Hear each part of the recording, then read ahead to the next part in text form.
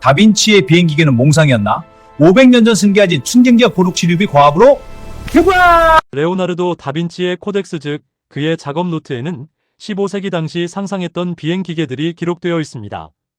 현대 항공역학의 관점에서 이 설계도들이 과연 실현 가능한지 혹은 예술가의 단순한 몽상에 불과했는지 분석해 보겠습니다. 다빈치의 설계 속에 숨겨진 공학적 진실과 오류를 하나씩 짚어봅니다. 먼저 박쥐를 닮은 기계인 오르니톱터입니다. 다빈치는 새가 날개를 치며 발생하는 양력과 추진력을 정확히 구분해 이해하고 있었습니다. 그는 가벼운 소나무와 튼튼한 비단인 타프타 천을 이용해 날개를 설계했고, 조종사가 페달과 핸들을 조작해 날개를 퍼덕이는 방식을 고안했습니다. 하지만 현대과학의 관점에서 이 설계에는 스퀘어 큐브 로우, 즉 제곱 세제곱의 법칙이라는 결정적인 물리적 한계가 존재합니다. 새는 체중 대비 비행 근육의 비율이 15%에서 25%에 달해 비행이 가능하지만 인간의 흉근은 체중의 1% 미만입니다. 미국 나사의 자료를 바탕으로 계산해보면 성인 남성이 비행을 위해 날개를 저으려면 현재 근력보다 최소 20배 이상의 힘이 필요합니다. 다빈치는 도르래와 지렛대로 힘을 증폭시키려 했으나 에너지 보존 법칙에 따라 인간이 낼 수 있는 총 에너지량에는 변함이 없습니다. 결국 엔진이라는 동력원이 없었던 오르니톱터는 구조적으로는 훌륭했으나 인간의 신체적 한계로 인해 이륙할 수 없었습니다. 두 번째는 현대 헬리콥터의 조상이라 불리는 에어리얼 스크류입니다.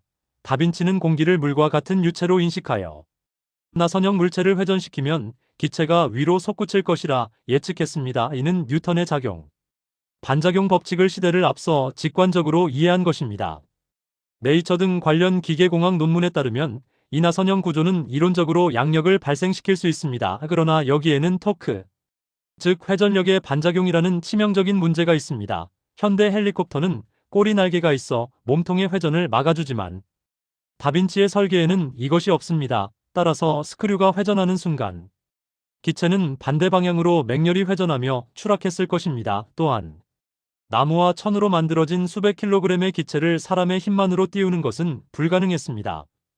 세 번째는 고정 날개를 이용한 글라이더입니다. 다빈치는 새가 날갯짓을 멈추고 기류를 타는 모습에서 영감을 얻어 이 기계를 설계했습니다.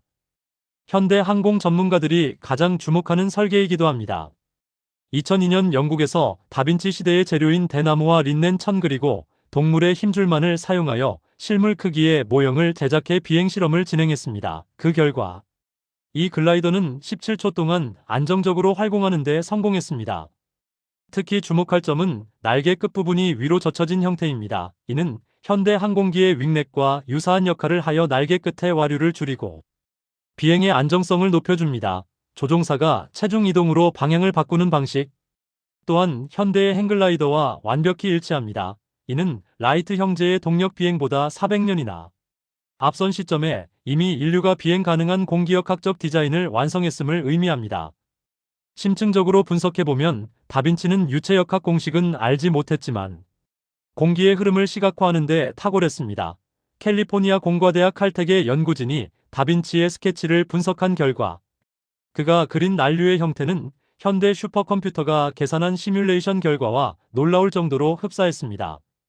그는 실험 결과가 예상과 다르면 자신의 이론을 수정하는 과학적 방법론을 철저히 따랐습니다. 비록 동력의 부재와 재료의 한계, 그리고 공기 저항을 줄이는 유선형 디자인에 대한 이해 부족은 있었으나 관찰과 가설, 그리고 검증이라는 현대 과학의 기틀을 마련했다는 점에서 큰 의의가 있습니다. 다빈치의 꿈은 500년이 지나 완성되었습니다. 2021년 나사가 화성으로 보낸 헬리콥터 인저뉴어티는 희박한 대기 속에서 날기 위해 에어리얼 스크류와 동일한 원리로 공기를 밀어내어 양력을 얻습니다. 나사의 엔지니어들은 자신들이 다빈치의 어깨 위에 서 있다고 언급하기도 했습니다. 또한 잠자나 독수리의 비행을 모방하는 생체 모방공학 분야에서도 다빈치의 연구는 재조명받고 있습니다. 카이스트나 서울대학교 항공우주연구소에서 개발 중인 차세대 비행 로봇들은 다빈치가 시도했던 자연으로부터의 배움을 현대 기술로 구현한 결과물입니다. 결론적으로 다빈치의 오르니톱터와 에어리얼 스크류는 당대의 기술적 한계로 인해 날지 못했으나 그의 글라이더는 비행이 가능했습니다. 무엇보다 중요한 것은 인간 비행의 가능성을 수학과 과학의 언어로 증명하려 했던 그의 태도입니다. 그의 설계도는 단순한 그림이 아니라 500년이라는 시간을 넘어 현대 항공 우주공학의 토대가 된 위대한 과학적 유산입니다.